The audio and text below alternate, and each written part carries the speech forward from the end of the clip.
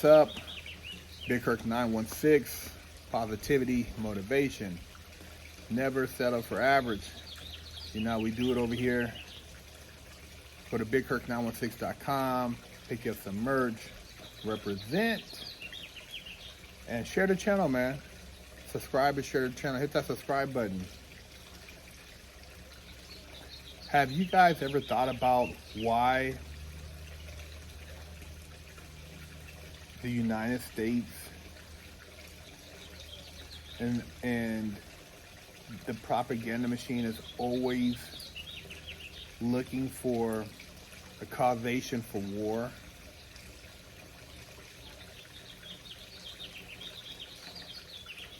Do you ever think about what war really entails? You know, a lot of people I see, they walk around with the shirts, you know, I support Ukraine. You know, we were just in Afghanistan, and then before that you had Iraq, and then before that you had there was always a war going on, but the other major war before that you had Vietnam, and then you had before that what the other big war, World War II, World War I. But do you ever think about the death and destruction to those who are on the other side of the war? And if there's not a better way to come to terms or reach a certain agreement? And why are the United States involved in things that are thousands of miles away from them, yet we have so many problems here, so many issues here that we need to deal with? I was just listening to something, and this military expert was talking about in a lot of situations that the country looked to get involved in war, and then after they got there, they would figure it out.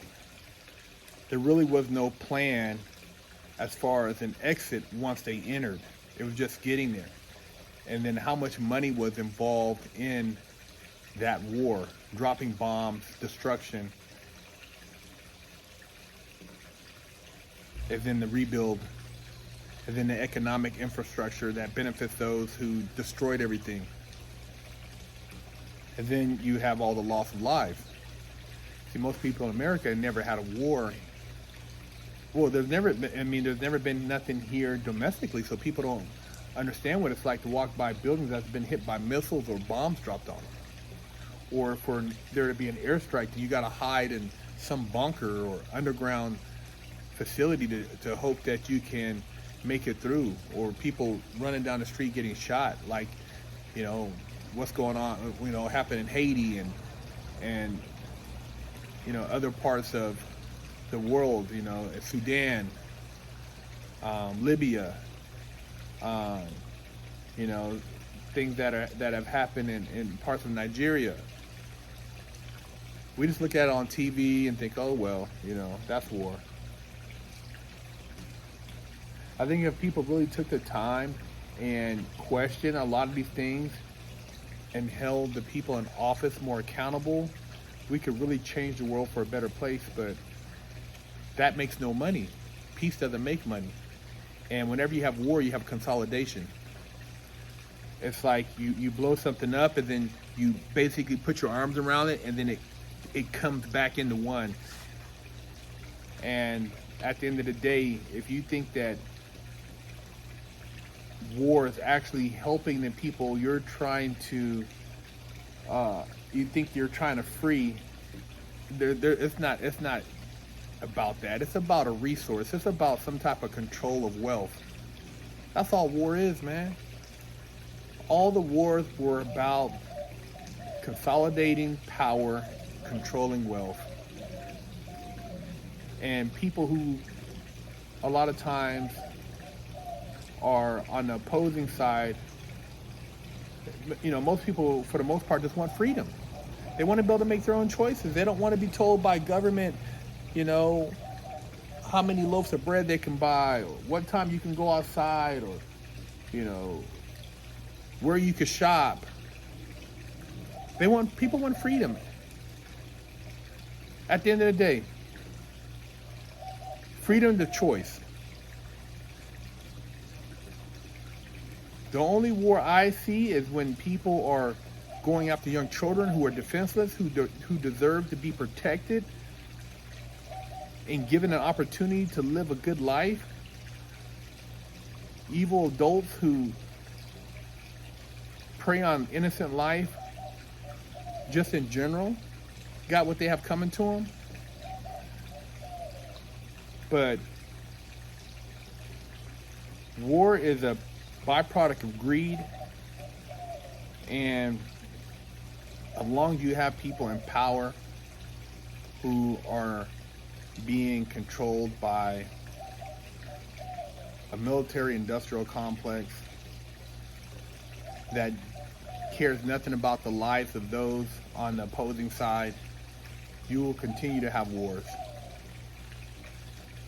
You know, people think, oh man, you know, they're bombing the shit out of them, or those people did this, and you've never even been over to where the war was at to talk to those people who have lost loved ones who have been destroyed in these different wars.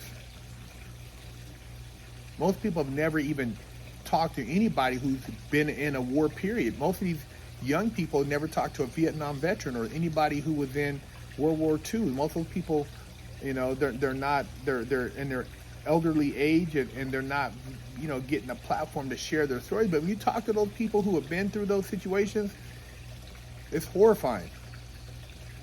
You imagine an 18-year-old going to the jungles of Vietnam and dealing with jungle warfare, and seeing his best friend and his you know, right-hand man getting his head blowed off, and then he's trying to cope with that, and you're talking about the trauma, and then, you know, you're getting exposed to chemicals, you know, things that can cause you cancer, Agent Orange, and then you get hooked on drugs because you're trying to maintain sanity.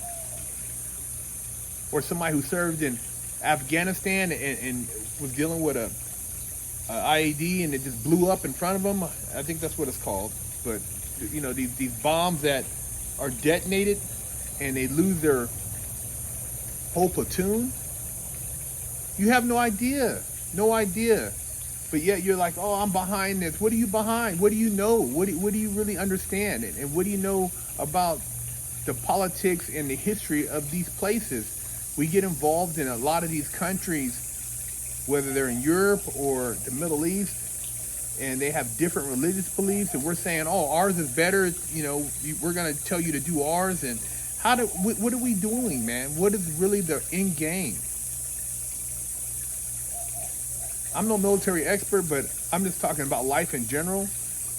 And a lot of times people want to speak on things and endorse behavior, and they have no clue. And if they had to actually go to war, what would they go to war for? Most people won't even defend their kids, let alone go to war. They don't want to go in the military. They don't want to join an elite group of people who are defending a nation.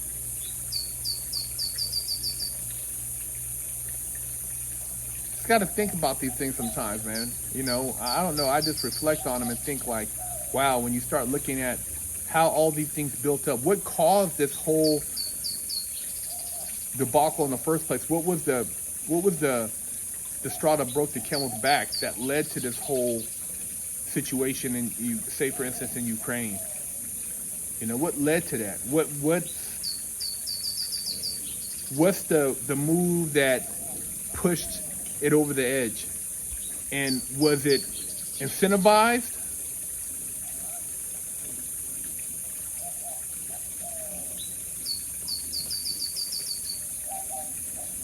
I don't know. We got to really just look at things, man, sometimes at a different perspective, and try to figure out how we can build a more harmonious world so that when you go to the places, you're not hated because you're from America or because people assume certain things.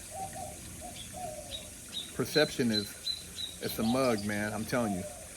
Big Herc 916.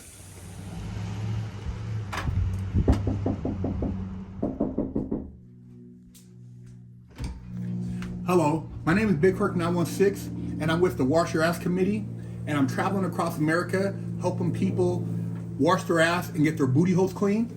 And I have with me here today Wash Your Ass soap, and this one in particular is Butt Naked Scrub, but I also have Festival, Oatmeal Milk and Honey, Jamaican Me Crazy, Monkey Farts, and all these scents smell very good. They will help cleanse your body of funk and also make you feel better about yourself. So if you can go to BigHerc916.com, you can pick you up a bar, and my goal is to help America combat funk. Go to the Herc store at BigHerc916.com and pick you up a bar of soap so you can wash that ass, or pick you up some Never Settle for Average merch or some of the Muscleup Car Lifestyle merch. We have hats, Never Settle for Average, got the Muscleup t-shirts. We also have the Never Settle for Average tank tops. Got the Muscleup Car Lifestyle hoodies. Got the beanie caps. Hey man, represent. And I know you guys aren't average, so pick you up some swag and step your game up. Hello, I'm Big Herc 916. Contact me for life coaching and motivational speaking.